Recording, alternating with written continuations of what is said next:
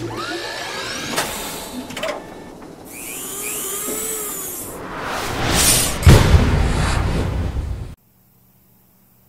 we're going to change the front brakes on this 2007 Dodge Caravan. I've already removed the front wheels, and in order to change the brakes, what we're going to do is on the back side right here, there's a bolt here and there's a bolt down here on the bottom on the back side. We're going to do those bolts.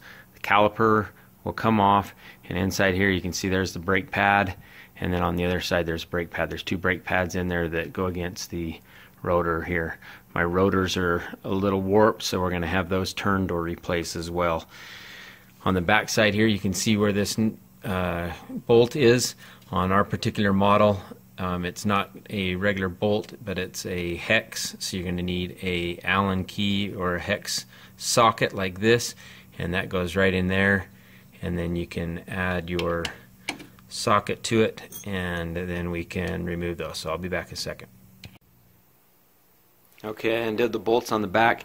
You can see that there is this retainer right here. We're going to pull the retainer off, and then we're going to take our calipers here, and I'm going to turn around and hang them up. I've got a piece of wire here, and I just hang it from the top up here on the coils, and then that way I can loop this wire through there so that I don't put pressure on this brake line. Now, in order for me to get the rotors off, they're just going to slide off of these bolts here. That's what's just holding it in place there, is those bolts. But I need to get this holder that holds the caliper off, and it has two bolts on the back side as well. So I'm just going to use my socket, a 13/16 socket, put that on there. We'll take and do this bolt here and this bolt down here, and then we can remove that whole thing, and then the whole wheel is going to come off, or the whole rotor will come off the hub.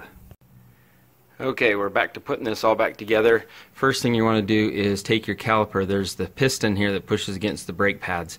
This needs to be pushed all the way back down in here as flush. As the brake pads wear, it comes back out. So I'm just using the poor man way of doing it. I just take a C-clamp, and as you tighten it down, it's going to push this piston back down in all the way down so it's flush here.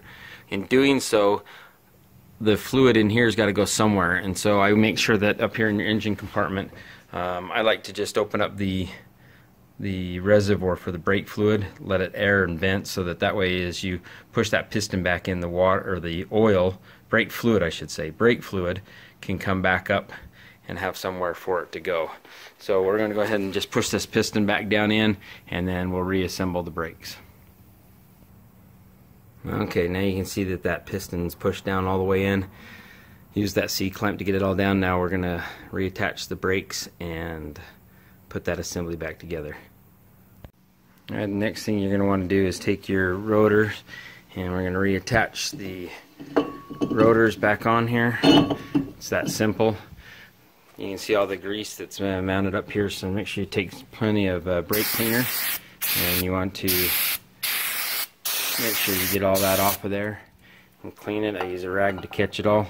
We're going to reattach the arm now that holds our brake caliper in place. We're going to reattach that on, and then we'll go ahead and then attach the brake pads to the caliper and then reattach that.